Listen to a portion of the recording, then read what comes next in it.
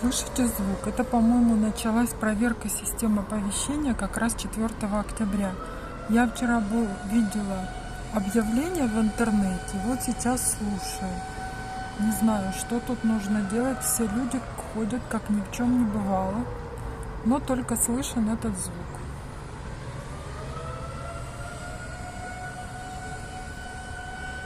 Расскажите, у вас тоже так? Я слышала, что это по всей стране сегодня.